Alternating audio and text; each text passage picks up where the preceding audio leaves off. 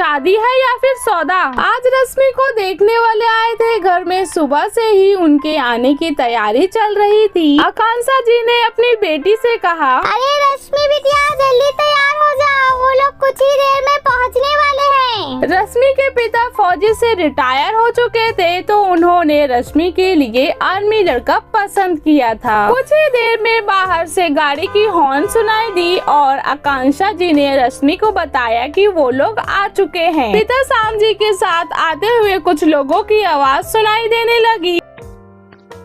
मेहमानों को नाश्ता पानी कराने के बाद आकांक्षा जी अपनी बेटी के कमरे में आई और बोली, चलो बेटा तुम्हें सब बाहर बुला रहे हैं। रश्मि अपनी माँ के साथ हॉल में बढ़ी जहाँ लड़के वाले बैठे थे। रश्मि आकर एक किनारे खड़ी हो गई। तभी पिता की आवाज सुनाई आई, देखिए ये है मेरी बेटी, कुछ पूछना है तो पूछ लीजिए। वैसे मेरी बेटी को घर के सारे काम काज आते हैं। रश्मि ने धीरे से नजर उठाकर देखा तो 3 लोग आए हुए थे, लड़के के माता पिता और खुद लड़का भी। रश्मि के पिता की बातों पर सभी लोग मुस्कुराने लगे। कुछ सवाल लड़के की माँ ने पूछा, रश्मि बेटिया तुम सिलाई बुनाई सब कर लेती हो? सभी प्रकार के व्यंजन बनाने आते हैं? जैसे कई सवाल। फिर कुछ देर उनका अपना परिवार खुसर फुसर करने के बाद बताया कि हमें लड़की पसंद है। लड़के की माँ ने कहा, जाओ बेटी तुम अब आराम कर लो। वे अपने कमरे में चले जाती है। फिर खाने पीने का प्रोग्राम शुरू होता है और बीच बीच में सभी लोगों की हंसी गूंज रही थी। अचानक से रश्मि के कानों में लड़के के पिता की आवाज टकराई, अच्छा तो भाई साहब अब सब कुछ अच्छे से हो ही गया है, तो अगर लेन देन की बातें भी हो जाती तो सब फाइनल हो जाता। शाम जी ने हामी भरते हुए बोला, हाँ जी जरूर, आप लोग बताइए। तभी लड़के की माँ ने पीछे से बोला, वैसे तो हमें किसी बात की कोई कमी नहीं है, बस समाज को दिखाने के लिए लेन देन जरूरी हो जाता है। अब अगर दहेज में हैसियत के मुताबिक कुछ ना मिले तो लोग तरह तरह की बातें करने लगते हैं। इस बात पर भी शाम जी राजी हो जाते हैं। फिर शुरू होता है दहेज का लेन देन, जिसमें 10 लाख समेत एक 4 व्हीलर की गाड़ी, सोने का हार, AC, cooler, fridge, washing machine, TV, sofa जैसे अनेक चीजें। और फिर रिश्ते पर तय की गई हुई मोहर लगा दी गई। सभी ने मुंह मीठा किया। सारी बातें हो जाने पर लड़के वालों ने जाने की इच्छा जताई। शाम जी और प्रियंका जी ने उन्हें कपड़े पैसे देकर विदाई दी। उनके चले जाने के बाद रश्मि की माँ रश्मि के कमरे में आई और उसे गले लगाकर बोली, भगवान की कृपा है कि सब कुछ अच्छे से हो गया बेटा और तुम्हारी शादी भी तय हो गई। रश्मि जो सुबह से ही खामोश थी, उसके मुंह से अचानक से निकला, शादी है या फिर सौदा। प्रियंका जी अवकाश हो उसे कुछ देर देखने लगती हैं और फिर दोनों के ही आंखों से आंसू टपक पड़ता है। सास की वृंदावन यात्रा। संजय एक सरकारी दफ्तर में काम करता था। उसे बहुत कम तनख्वाह मिलती थी। संजय की पत्नी निशा बहुत तेज थी। वो अपनी सास मीना जी को पसंद नहीं करती थी। एक दिन संजय घर आया तो उसकी माँ मीना जी ने उसे हलवा खाने को दिया। हलवा खा लेने के बाद संजय अपनी माँ से कहता है, माँ ये तो बहुत अच्छा हलवा है, क्या बात है, आज आपने हलवा कैसे बना लिया? बेटा बहुत दिनों से ठाकुर जी को हलवा का भोग नहीं लगाया था, इसलिए आज मैंने हलवा बना लिया। तुझे भी तो हलवा पसंद है ना? हाँ माँ, मन तो करता है रोज आपके हाथों का हलवा खाऊं। तभी वहाँ पर निशा आ जाती है। माँ जी आपको पता है ना देसी घी कितनी महंगी है और आप है हलवा बनाकर दावत कर रही है। पूरे महीने हम कैसे खर्च चलाते आपको पता भी है। लेकिन बहू मैंने तो बहुत दिनों बाद हलवा बनाया है। कोई बात नहीं है निशा, कभी कभी तो हलवा बनना भी चाहिए। और फिर ये तो प्रसाद है, तुम भी खा लो। कल से आप लोगों को सूखी रोटी मिलेगी। इतनी महंगाई में घर कैसे चलता है ये सिर्फ मैं ही जानती हूँ। मीना जी चुपचाप अपने कमरे में चली जाती है। कुछ दिनों बाद मीना जी संजय से बात करती हैं। बेटा जब तेरी नौकरी लगने वाली थी तब मैंने ठाकुर जी से कहा था कि अगर मेरे बेटे की नौकरी लग जाएगी तो हम सब दर्शन के लिए वृंदावन जाएंगे। क्या हम सब जा सकते हैं? ठीक है माँ, अभी तो मेरे पास पैसा नहीं है, लेकिन अगले महीने तनख्वाह मिलते ही हम वृंदावन चलेंगे। अगले महीने मीना जी उसे फिर याद दिलाती है, लेकिन संजय उसे फिर टाल देता है। तीसरे महीने मीना जी संजय से कहती हैं, बेटा तो साफ साफ बता दे तू वृंदावन जाएगा या नहीं? माँ जी आपको दिखाई नहीं देता है हमारे पास पैसा नहीं है, कहाँ से जाएंगे वृंदावन, इसलिए ये आपको हर महीने टाल देते हैं। इसी महीने तुम दोनों ने किसी दूसरे की शादी के जाने के नाम पे कितने पैसे खर्च कर दिए? तुम्हें कुछ याद है? और ठाकुर जी के दर्शन करने के लिए तुम्हारे पास पैसा नहीं